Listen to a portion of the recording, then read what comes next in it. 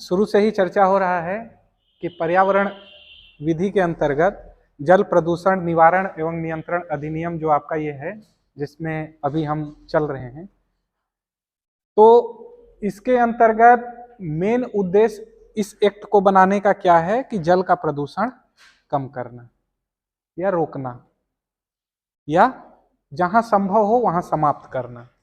प्रदूषण एकदम समाप्त किया जा सकता है ऐसा संभव नहीं है, ठीक है, लेकिन यथासंभव कोशिश की जा सकती है कि ये प्रदूषण कम से कम हो। इसलिए इस अधिनियम को बना के एक कोशिश ये की गई है कि समाज में कुछ ऐसे कार्यों को प्रतिबंधित कर दिया जाए जो जल प्रदूषण के कारक बनती हैं, रीजन ऑफ वाटर पॉल्यूशन जो भी हैं उनको समाप्त करने की कोशिश की गई है। और ये समाप्त करने की कोशिश कैसे की गई है, तो इसके संबंध में अलग अलग जगह नियम बना दिए कि बोर्ड, इसके संबंध में गवर्निंग अथॉरिटी दे दी गई बोर्ड को, और कहा गया कि बोर्ड अलग अलग समय में अलग अलग निर्देश और आदेश देगा, ठीक है। इसके लिए बोर्ड को पर्याप्त अधिकार दिए गए और कर्तव्य भी दिए गए। तो उन कर्तव्यों दायित्वों की पूर्ति के दौरान यदि उन कर्तव्यों और दायित्वों की पूर्ति करने से कोई व्यक्ति या कोई संस्था रोकती है उनको, या कुछ ऐसा करती है जिससे वो उस कर्तव्यों का पालन नहीं कर पाते, या अधिनियम का उद्देश्य विफल हो रहा है, या इस अधिनियम के अंतर्गत जो स्पष्ट बात कही गई है उसका वायलेशन हो रहा है, तो ऐसे कंडीशन में आवश्यक है कि ऐसे व्यक्तियों को दंडित किया जाए। दंड क्या होता है? दंड का उद्देश्य आपको समझना पड़ेगा। दंड का उद्देश्य ये होता है कि समाज में अगर कोई अपराध हो रहा है तो उस व्यक्ति को, जिसने अपराध किया है, उसको दंडित करके समाज के समक्ष एक उदाहरण प्रस्तुत करना कि आप भी अगर ये अपराध करते हो तो आपको भी दंडित किया जाएगा। दंड के विभिन्न प्रकार होते हैं, वो आप विधि शास्त्र में पढ़ेंगे कि इसके अंतर्गत प्रतिशोधात्मक दंड भी होता है जो कि प्रतिशोध लेने के उद्देश्य से किया जाता है। डिटरेंट भी होता है, भयोत्पादक। इसका उद्देश्य क्या होता है कि भय का वातावरण निर्माण करना। इसमें जो आपने कार्य किया है उसके अनुपात से ज्यादा दंड दिया जाता है। जो कार्य से नुकसान हुआ है किसी को, उससे कहीं ज्यादा दंड उसको दिया जाता है जिसने वो अपराध किया है। इसी के अंतर्गत एक नई कॉन्सेप्ट आई है जिसमें कहते हैं सुधारात्मक दंड। सुधारात्मक दंड, वर्तमान में जो आपका दंड प्रणाली काम करता है वो सुधारात्मक दंड पे काम करता है। इसके अंतर्गत उद्देश्य दंड का ये रहता है कि व्यक्ति में सुधार किया जा सके, उस व्यक्ति को सुधार करने के लिए अपने आप में वो सुधरे, इसके लिए मजबूर किया जाता है, इसलिए ये दंड की व्यवस्था की जाती है। पूरा विस्तृत उल्लेख है विधि शास्त्र में, उस पर चर्चा हम लोग बाद में कर लेंगे। आज का जो विषय है ये समझ लीजिए, इसके अंतर्गत दंड की व्यवस्था इसलिए की गई है कि व्यक्तियों में अपेक्षित सुधार हो सके। और वो सुधार क्या होगा, उस सुधार का परिणाम क्या होगा कि पर्यावरण या जल प्रदूषण वो करने से बचेंगे, वो जल प्रदूषण नहीं करेंगे। इसलिए अलग अलग एक्ट के लिए, अलग अलग कार्य के लिए अलग अलग दंड की व्यवस्था इस अधिनियम के अंतर्गत की गई है। इस अधिनियम के अंतर्गत मैं सारांश में ये बता दूं, दंड 3 तरह के निर्धारित किए गए हैं। 3 तरह के दंड, दंड के तरीके इस अधिनियम के अंतर्गत 3 तरीके के दंड की व्यवस्था की गई है। और ये सजा अगर आप याद रख लेंगे तो अलग अलग स्थिति में अलग अलग इसको उसको सेट कर पाएंगे। पहला जो सजा है वो 3 माह का कारावास, 3 माह का कारावास अथवा जुर्माना अथवा दोनों। 3 माह का कारावास अथवा जुर्माना अथवा दोनों। दूसरा जो दंड है आपका 1.5 वर्ष का कारावास, मिनिमम यानी कम से कम, जो कि 6 वर्ष तक हो सकेगा, प्लस जुर्माना। ठीक है।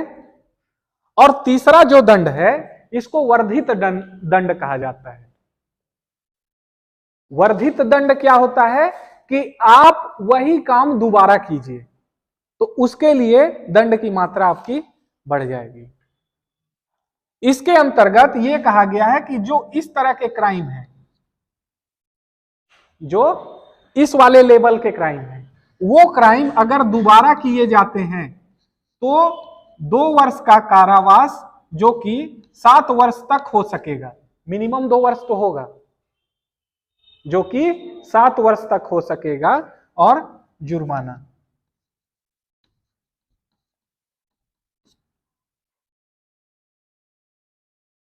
ये 3 तरह के ही दंड की व्यवस्था है। अलग अलग एक्ट, अलग अलग एक्ट के लिए अलग अलग दंड, लेकिन ये दंड केवल 3 तरह से ही है।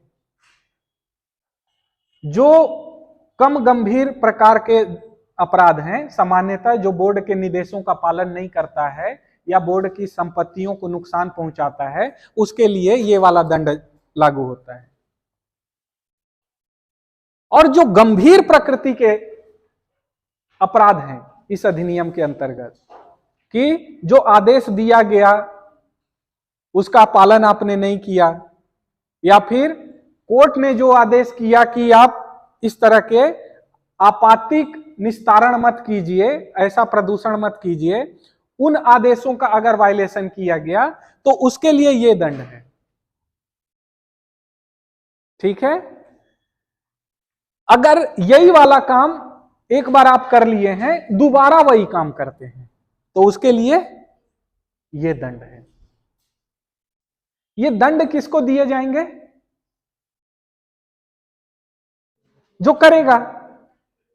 जो करेगा, करेगा कौन? कोई व्यक्ति करेगा। अगर मैं बोलूं कारावास किसको दिया जाएगा? व्यक्ति को दिया जाएगा। कंपनी को जेल में डाल सकते हो क्या? कंपनी व्यक्ति है कि नहीं है? कंपनी व्यक्ति है। ठीक है। लीगल पर्सनैलिटी है, वो विधिक व्यक्ति है। 6 वर्ष, 1.5 वर्ष कम से कम है, तो इससे 6 महीना कम नहीं होगा। कंपनी क्या है? लीगल व्यक्ति है, नेचुरल व्यक्ति नहीं है। और कारावास में नेचुरल व्यक्ति को डाला जा सकता है, लीगल व्यक्ति को कैसे डालोगे? सामान्यतः मैं अगर बोलूं कि एक समूह है जो कंपनी का गठन करता है, कोई फर्म बनाता है और उसके द्वारा अपराध किया गया है, तो आप किसको जेल में डालोगे? कंपनी ठीक है चल रही है, उसका एक लीगल पर्सनैलिटी है, विधिक व्यक्तित्व है, लेकिन वो विधिक व्यक्तित्व अपने आप तो नहीं चलती है, उसको चलाने के लिए कोई जिम्मेदार व्यक्ति होता है। कंपनी को चलाने के लिए कोई ना कोई जिम्मेदार व्यक्ति या कोई बोर्ड होगा, ठीक है, जिसके प्रभाव पूरे कंपनी पर होंगे, चाहे वो निदेशक के रूप में हो, प्रबंधक के रूप में हो, सेक्रेटरी के रूप में हो, या किसी और अन्य पद पे हो। तो ऐसा व्यक्ति जो कंपनी का निदेशक है, प्रबंधक है, सेक्रेटरी है या अन्य पद पे है, जो कंपनी को चलाने के लिए उसकी सहमति की आवश्यकता पड़ती है, तो उस व्यक्ति को दायित्वाधीन किया जाएगा इस अपराध के लिए। ठीक है, उस व्यक्ति को दंडित किया जाएगा। अब यह भी बात होती है कि कंपनी के अंतर्गत केवल एक व्यक्ति हो, ऐसा तो नहीं है। कंपनी मैनेजमेंट जो चलाता है कई अधीनस्थों के माध्यम से चलाता है। कई बार यह होता है कि मैनेजमेंट को पता ही नहीं होता कि नीचे में क्या हो रहा है। मैनेजमेंट ने, मान लो आप क्या है, मैनेजमेंट के एम्प्लॉय हो, एक कंपनी है जिसके आप एम्प्लॉय हो, और वो कंपनी क्या कर रही है, एक निश्चित क्षेत्र में चल रही है, और आप क्या करते हो, एक कूड़ा कंपनी से निकालते हो और नदी में जाके उसको डालते हो। कंपनी का स्पष्ट निर्देश है कि हमने मना किया है, अलग अलग जगह बोर्ड लगा दिया है, सब बकायदा ट्रेनिंग दे दिया है, और सबको बोल दिया है कि कोई कूड़ा नहीं डालेगा बगल वाले नदी में। और आप क्या कर रहे हो, एम्प्लॉय हो, और आप जाते हो उठा के डाल देते हो। अब क्या ऐसे कंडीशन में उस प्रबंधक को लायबल माना जा सकता है? नहीं माना जा सकता, नहीं माना जा सकता, क्योंकि उस प्रबंधक ने अपने स्तर पे सारे प्रयास किए थे, कोई उपेक्षा नहीं की थी, वो सारे प्रावधान किए थे जिससे जल का प्रदूषण ना हो, और उसकी जानकारी के अभाव में, उसकी जानकारी नहीं थी, जानकारी नहीं थी। कंपनी में 5,000 काम कर रहे हैं, अब अगर ये वाला प्रावधान न रहे कि उसकी जानकारी के बिना, जानकारी का कोई अर्थ नहीं है, उपेक्षा का कोई अर्थ नहीं है, तो क्या होगा, कोई भी एम्प्लॉय जिसका डायरेक्टर से पंगा होगा, वो कूड़ा उठाएगा, वो डाल देगा, वो बोल देगा कंपनी की तरफ से मैंने डाला है। नपेगा कौन? डायरेक्टर। तो ये प्रावधान किया गया है कि वो संचालक, वो निदेशक, वो जो मैनेजर है, वो जो सेक्रेटरी है, अगर उसकी जानकारी के बिना है, उसकी उपेक्षा के बिना है, और उसने पर्याप्त उपाय किए हैं, और ऐसे कंडीशन में अगर ये क्राइम होता है तो वो उसके लिए लायबल नहीं होगा। इसका मतलब क्या, उल्टा कर लो कि अगर उसकी जानकारी में है तब लायबल होगा, अगर वो उपेक्षा का दोषी है तब लायबल होगा, उसने स्वयं करवाया है तो लायबल होगा। जुर्माना होगा कंपनी के ऊपर, जुर्माना तो कंपनी पटा सकती है ना, जुर्माना तो कंपनी पटाएगी। कंपनी, अब देखो, ये जो है ये लीगल पर्सनैलिटी को नहीं दिया जा सकता कारावास की सजा, ये लीगल पर्सनैलिटी को दिया जा सकता है। यही कारण है कि जितनी भी कंपनियां हैं, जब कोई किसी मामले में कंपनी दोषी होती है तो जुर्माना कंपनी पटाती है और जेल उसका निदेशक जाता है। कंपनी के अपराध के अंतर्गत हमने क्या देखा कि कंपनी का जो संचालक है, निदेशक है, मैनेजर है, सेक्रेटरी है, जो कि कंपनी के चलाने के लिए दायित्वाधीन है, उसके द्वारा अगर कोई अपराध होता है कंपनी के द्वारा तो उसको लायबल माना जाएगा, उसको कारावास की सजा होगी। अब इसी के समकक्ष आप देखते हैं सरकारी विभाग। सरकारी विभाग, कई सारी सरकारी विभाग होती हैं, जैसे आपका, हाँ, निगम आपका हो गया, आपका स्कूल एजुकेशन भी एक विभाग है, हायर एजुकेशन भी एक विभाग है, राजस्व विभाग भी है, खनिज विभाग है। तो ये सारे विभाग कैसे हैं? सरकारी विभाग हैं। अब ये विभाग अगर ये गलती करते हैं, जल प्रदूषण के अंतर्गत कोई अपराध करते हैं, ये विभाग के द्वारा अगर अपराध किया जाता है तो कौन लायबल होगा? कर्मचारी तो बहुत आसान है, कर्मचारी तो हमेशा होता ही है, एट द लास्ट कर्मचारी ही उस किसी मामले में पनिश किया जाता है। लेकिन अधिनियम के अनुसार जो लैंग्वेज है आप उसको पकड़ लो कि उसका जो प्रबंधक होगा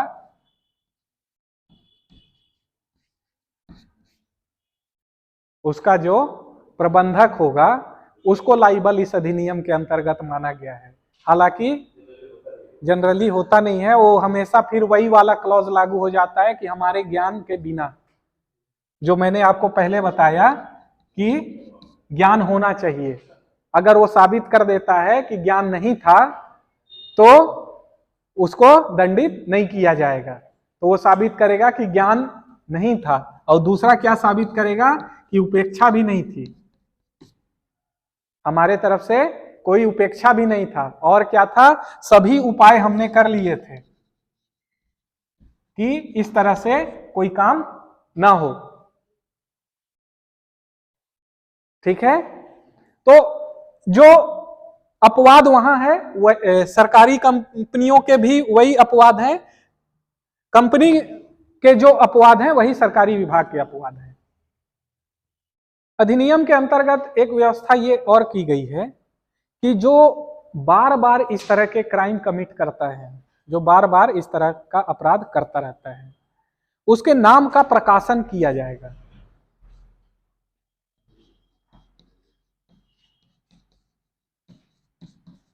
नाम का प्रकाशन, नाम का प्रकाशन मतलब